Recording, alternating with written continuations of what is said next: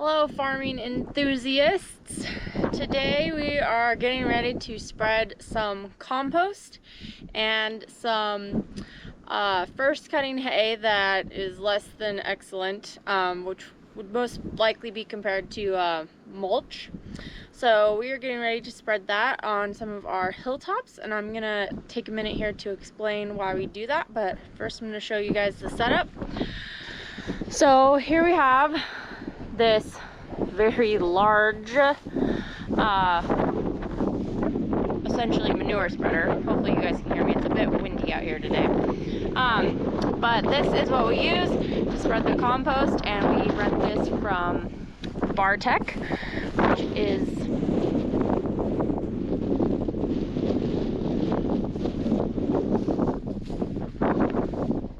which is the company that provides the compost.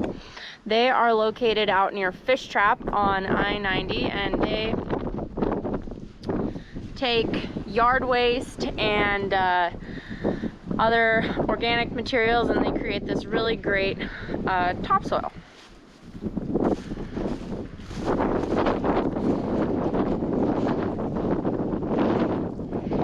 Very rich, very black. So we're gonna put that in here, along with some hay. There's the hay. And we're gonna take it up on top of the hills and fling it out the back. So let me get a load going, and I'll get in the cab and tell you guys why exactly we are doing this.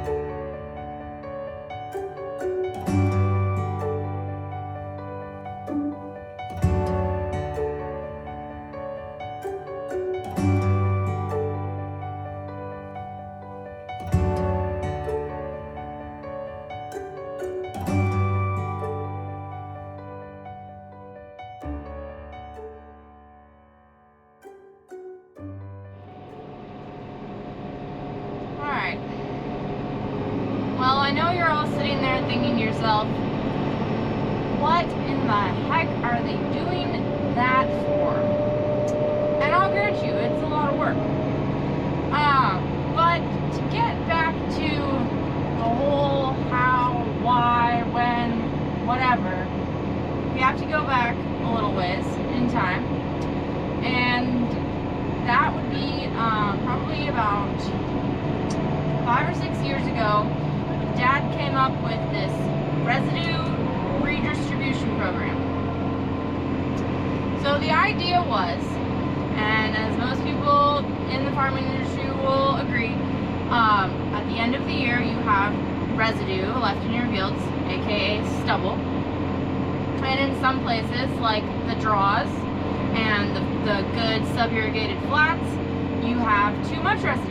And in other places, like your heel tops, underneath your eyebrows, your ridges, you have almost no residue. And the residue is really important because that root mass helps hold your soil in place throughout the winter and until you get ready to do your next planting in the spring, or if you do chem fallow, it holds it in place for a whole year until you come back to do your winter wheat planting in the fall. However, too much residue can be a problem, and too little residue can also be a problem.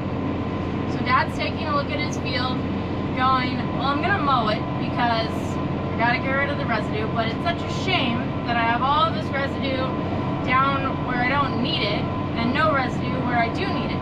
So, what if I baled up my straw in my draws and on my flats, and I found a way to take it up on top of the hills and spread it around and let that residue do its thing up there where I do need it.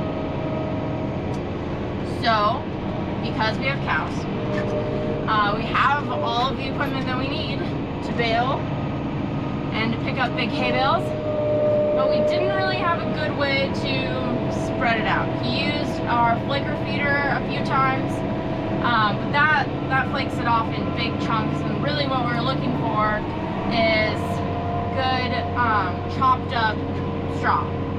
And then what we do after we spread it out is we till it in, because we have one tillage cycle in our 4-year crop rotation, and that is after winter wheat.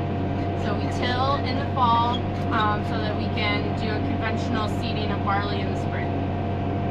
So spreading the straw on top of the hills isn't a problem, because then we till it under and the soil helps hold it in place, and it helps it decompose faster. Because that's what you want. You want it to decompose so that you're getting all of the nutrients and all that organic matter going back into the soil. Because if you have a garden in your backyard, you know that you want to leave the decomposing plants there and the mulch in the fall so that you get good rich soil in the spring.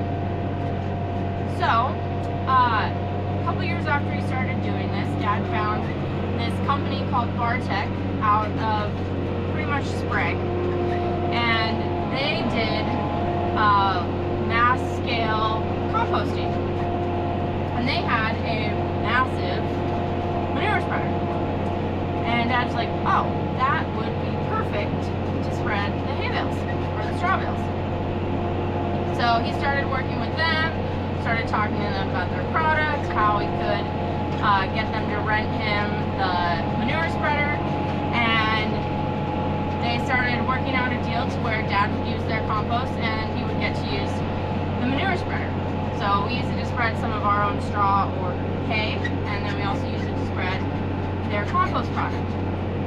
And the reason that we're spreading hay this year is because we happened to cut our first cutting in the middle of May, when you usually want to cut it, and then it rained for a month, and we were not able to get it picked up and baled before it started rotting. So we had to get it picked up anyways, because otherwise the rotting windrows would kill the new growth underneath them.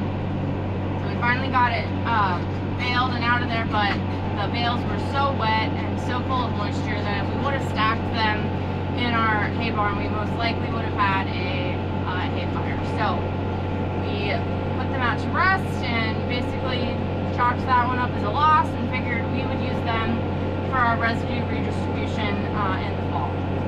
And they're going to work really well because they are already partially decomposed, so the process has already started.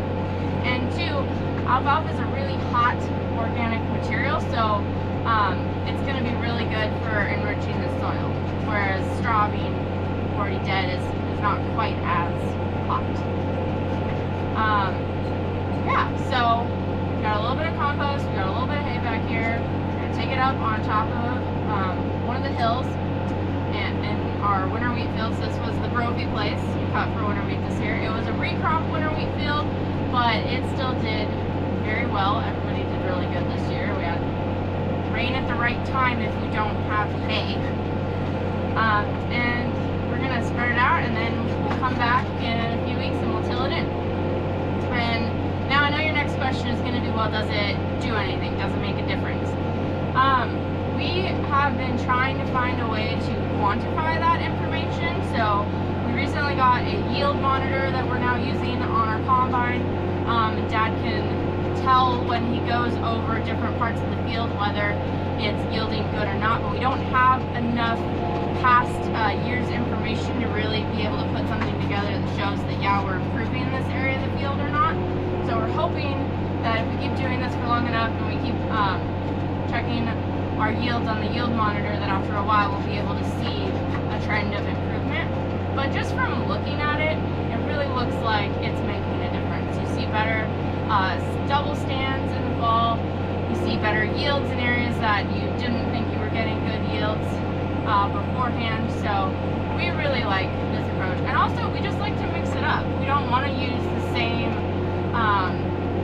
the same techniques over and over and over again, because you never really see new results that way. So we're mixing it up. We're adding this to our fertilizer rotations, and we're trying to, just build our soils in any way that we can, because good soils is the key to growing good crops. So I'm just about on top of the hill, and we will flick on the PTO and watch the stuff fly. Okay, we're stopped up on top of the hill, right above this eyebrow here, and we're gonna start spreading. So first things first, PTO.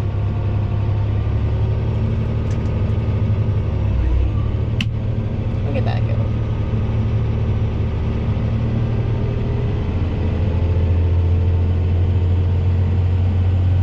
And conveyor belt.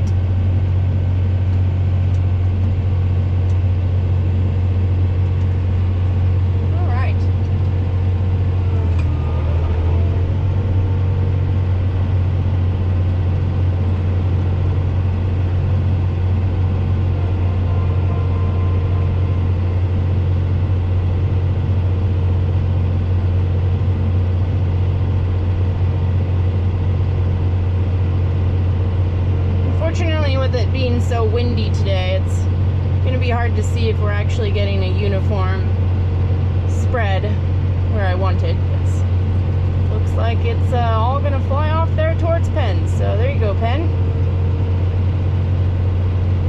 Hopefully some of it lands down where we want it.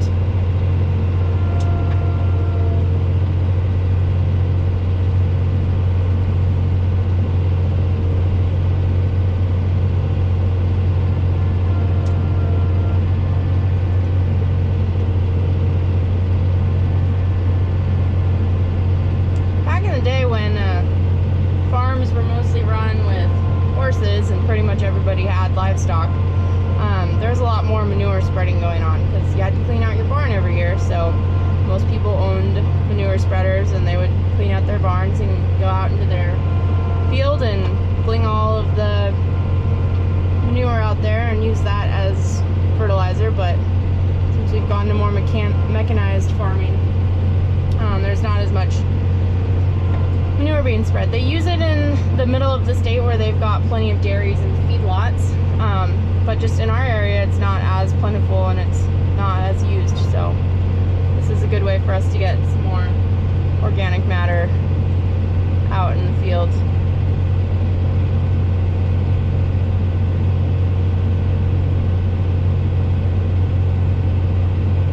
Looks like it's doing a nice job. Wanted to show you guys what the compost that we're spreading looks like from the road. You can see that we're just coming down the ridge lines of the hills and off the sides where we've got some really shallow soil that doesn't really grow very much wheat. So we're just trying to put extra added nutrients on those areas so you can kind of see what it looks like when we're done putting it up there. So that's what we're doing.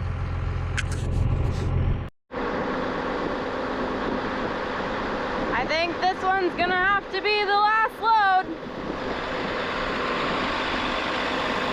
See if I could get it flicked out before dark.